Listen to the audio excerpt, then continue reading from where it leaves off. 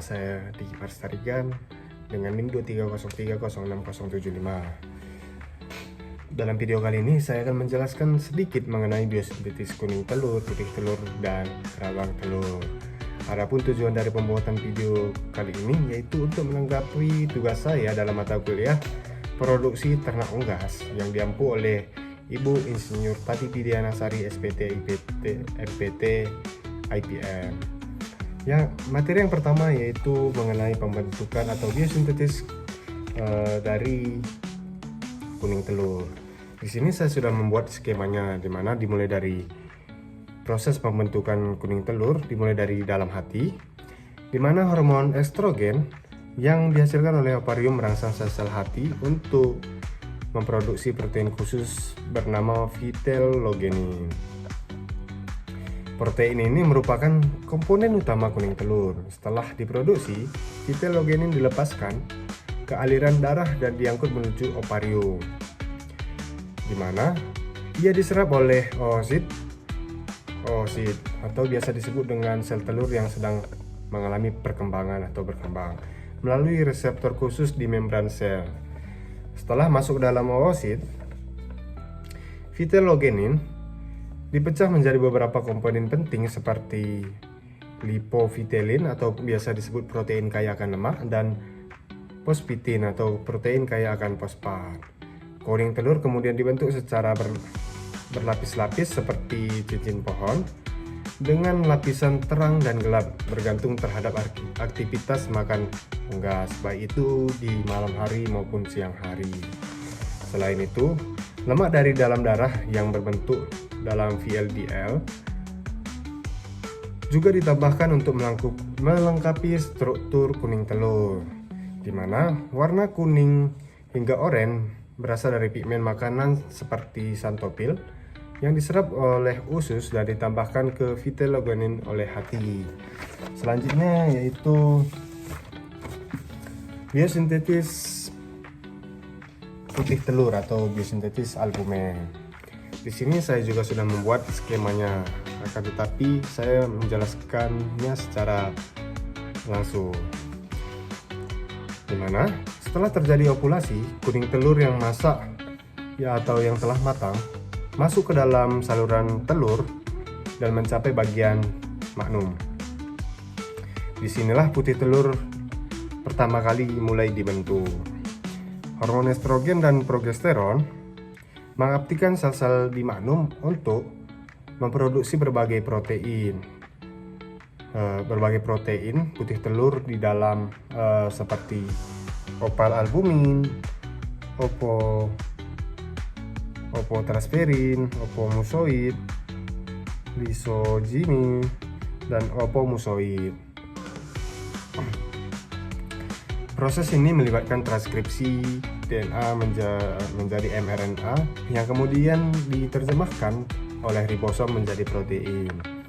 Setelah diproduksi, protein mengalami modifikasi seperti penambahan gula ataupun fosfat tujuannya yaitu agar fungsional.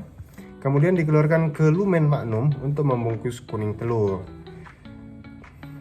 Setelah itu terbentuk lapis-lapisan putih telur dengan kekentalan yang berbeda, serta struktur kalaja sudah terbentuk yang berfungsi untuk menjaga kestabilan posisi telur agar tetap di tengah selama telur itu berputar di dalam ovidu.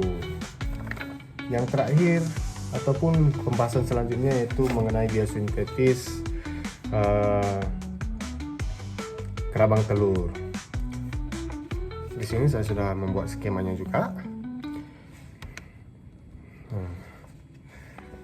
Setelah bagian putih telur terbentuk, telur bergerak ke dalam ismus untuk pembentukan membran luar maupun membran dalam pada kerabang telur. Selanjutnya, telur memasuki uterus, tempat utama pembentukan dari kerabang. Di sini, kalsium dan karbonat disekresikan untuk membentuk kristal kalsium karbonat yang membangun lapisan keras kerabang. Dimulai dari titik-titik kecil yang bernama mamila hingga nanti struktur dari kerabang telur itu terbentuk seperti yang kita tahu atau cangkang telur terbentuk itu dimulai dari titik-titik kecil yang tadi kita sebut mamila. Kalsium diperoleh dari makanan ataupun cadangan dari tulang medular, dibantu oleh vitamin D dan protein pembawa seperti kalbidin. Karbonat terbentuk dari CO2 melalui enzim karboni anhidrase. Proses dari biosintesis kerabang telur berlangsung selama 18-20 jam dan menghasilkan lapisan spongiosa, lapisan kristal luar, serta lapisan pelindung terakhir yaitu kutikula yang berfungsi untuk menutup pori-pori dan mencegah infeksi mikroba baik yang dari eksternal telur maupun dalam internal. Dan jika telur memiliki warna coklat, biru, hijau, itu tandanya ada penambahan pigmen pada akhir proses. Nah, di sini saya sudah menjelaskan mengenai bagaimana sih pembentukan biosintetis dari kuning telur, putih telur, dan kerabang telur. Akan tetapi, hal yang penting dalam ketiga hal tersebut adalah koordinasi antar hormonal, di mana seluruh proses biosintetis telur dikendalikan secara hormon oleh sistem reproduksi unggas. Estrogen berperan penting dalam sintesis fitologenin dan protein putih telur.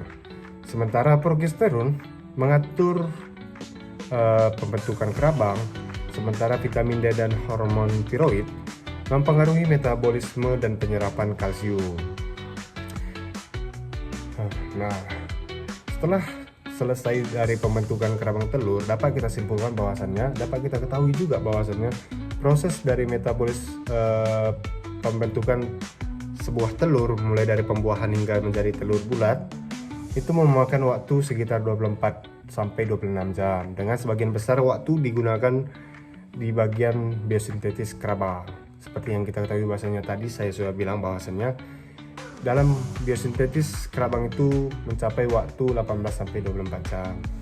Nah, kawan-kawan, di sini saya sudah menjelaskan mengenai biosintesis telur. Harapannya kawan-kawan juga mengerti akan penjelasan saya ini, dan jikalau ada kesalahan kata yang saya ucapkan ataupun materi yang saya ucapkan itu agak sedikit menyimpang ataupun kurang, saya mohon maaf sebesar-besarnya. Mungkin hanya itu yang dapat saya sampaikan, saya jelaskan mengenai biosintesis telur. Demikian dari saya, terima kasih. Bye-bye.